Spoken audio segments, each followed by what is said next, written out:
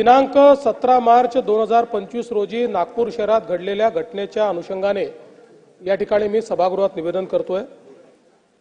काल दिनांक 17 मार्च 2025 रोजी सकाळी 11:30 वाजता नागपुरातील महाल परिसरात विश्व हिंदू परिषद व बजरंग दलाच्या कार्यकर्त्यांनी औरंगजेबाची कबर हटाव असे नारे देत आंदोलन केले। हे आंदोलन करताना त्यांनी गवताच्या पेंड्या असलेली प्रतिकात्मक कबर त्या ठिकाणी जाळली। यानंतर गणेशपेठ पोलिसांनी आंदोलकांवर अपराध क्रमांक 114/2025 नुसार भारतीय न्याय संहिता 299 37(1) व 3 सह 135 महाराष्ट्र पोलीस कायदा अन्वये गुन्हा दाखल केला। दुपारी 3:09 हा गुन्हा दाखल झाला।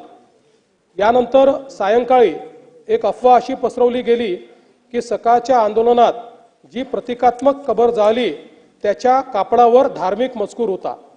अत्तरोळ मधील नमाज आटोपून 200 ते 250 चा जमाव हा त्या ठिकाणी तयार झाला आणि नारे देऊ लागला। याच लोकांनी आग लावून टाकू असे हिंसक बोलणे प्रारंभ केल्याने पोलिसांनी त्या ठिकाणी बळाचा वापर केला। यापूर्वी बजरंग दलाच्या कार्यकर्त्यांविरुद्ध तक्रार द्यायची आहे अशी मागणी करण्यात आल्याने त्यांना गणेशपेठ पोलीस ठाण्यामध्ये आमंत्रित करण्यात आलं। त्यांची तक्रार ऐकून घेण्यात आली। एकीकडे पोलिसांची कारवाई सुरू असताना दुसरीकडे हंसापुरी भागामध्ये 200 ते 300 लोक हातात काठ्या घेऊन दगडफेक करू लागले। त्यांच्या तोंडावर फडके बांधले होते। या घटनेत 12 दुचाकींचे नुकसान झाले आहे। या घटनेमध्ये काही लोकांवर घातक शस्त्राने हल्ला करण्यात आलेला आहे। तिसरी घटना भालदारपुरा भागात सायंकाळी 7:30 वाजता झाली। 80 ते 100 लोकांचा जमाव तिथे होता। तिथे त्यांनी पोलिसांवर हल्ला केला। त्यामुळे अश्रुधूर व सौम्य बळाचा वापर करावा लागला। या घटनेत एक क्रेन, 2 जेसीबी व काही 4 चाकी वाहने ही जाळण्यात आली। या संपूर्ण घटनेमध्ये 33 पोलीस जखमी झाले आहेत, ज्यामध्ये 3 उपायुक्त दर्जाचे पोलीस आहेत। त्यातल्या एका पोलीस उपायुक्तावर कुऱ्हाडीने त्या ठिकाणी हल्ला करण्यात आलेला आहे। एकूण 5 नागरिक जखमी झालेले आहेत। तिघांना उपचार करून सोडले आहेत। 2 रुग्णालयात आहेत, यातला एक आयसीयूत आहे। एकूण 3 गुन्हे गणेशपेठ पोलीस ठाण्यात दाखल झाले आहेत। तहसील पोलीस ठाण्यात 2 गुन्हे दाखल करण्याची प्रक्रिया सुरू आहे। असे एकूण 5 गुन्हे आहेत। 11 पोलीस ठाण्याच्या हद्दीत संचारबंदी लागू करण्यात आलेली आहे। एंट्री पॉइंटवर नाकाबंदी या तहसील कोतवाली, गणेशपेठ, पाचपावली, लकडगंज, शांतीनगर, सक्करदरा, नंदनवन, इमामवाडा, यशोधरा नगर, कपिल नगर या ठाण्यांचा समावेश आहे। SRPFच्या 5 तुकड्या या ठिकाणी तैनात करण्यात आलेल्या आहेत। राज्याच्या पोलीस महासंचालकांनी सर्व CP/SP यांची VC घेऊन राज्यभर कायदा आणि सुव्यवस्था राखण्याचे निर्देश दिलेले आहेत।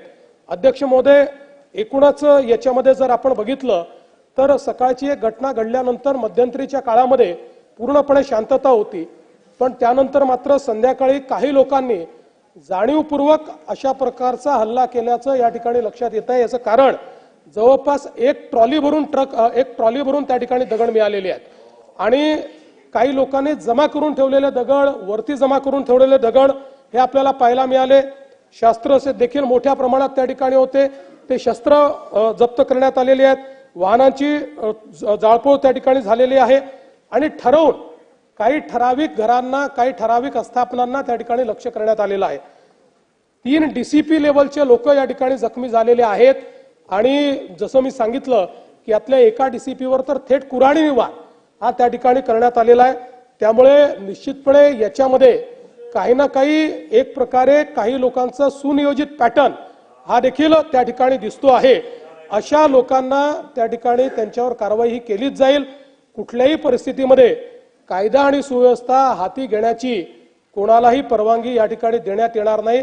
आणि मी एक गोष्ट स्पष्टपणे सांगतो, पोलिसांवर ज्यांनी हल्ला केला असेल त्यांना काय झालं तरी सोडलं जाणार नाही। पोलिसांवरचा हल्ला सहन केला जाणार नाही। पोलीस शांतता प्रस्थापित करत होते, अशा वेळी पोलिसांवर केलेला हल्ला अतिशय चुकीचा आहे। अध्यक्ष महोदय, खरं म्हणजे महाराष्ट्रामध्ये कायदा आणि सुव्यवस्था राखणं, शांतता राखणं आपल्या सगळ्यांची जबाबदारी आहे। मी नागपुरातली जनता असेल, महाराष्ट्रातली जनता असेल, या सर्व जनतेला ही विनंती करू इच्छितो की सर्व समाजांचे धार्मिक सण हे या कालावधीमध्ये चाललेले आहेत। अशा या सगळ्या परिस्थितीमध्ये सगळ्यांनी संयम ठेवला पाहिजे, कोणीही संयम सोडू नये।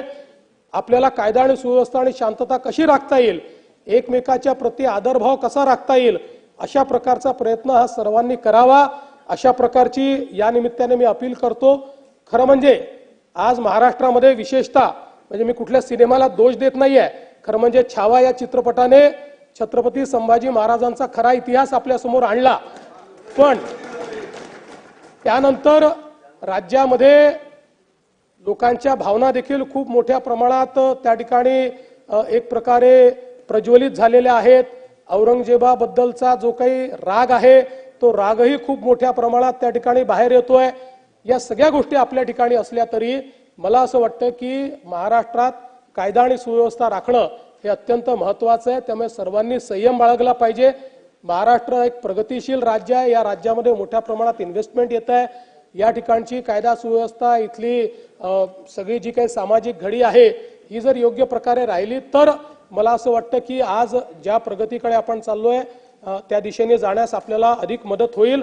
आणि म्हणून निश्चितपणे कायदा आणि सुव्यवस्था राखण्याकरता, शांतता राखण्याकरता मी आवाहन करतो आणि त्यासोबत ही देखील चेतावणी देतो की कोणीही या ठिकाणी जर दंगा करण्याचा प्रयत्न केला त्याचा जात धर्म न पाहता त्याच्यावर कारवाई केली जाईल आणि पोलिसांवर जर कोणी हल्ला केला तर त्यांना सोडलं जाणार नाही, त्यांच्यावर कडक कारवाई ही केली जाईल, हे देखील या निमित्ताने मी सांगतो।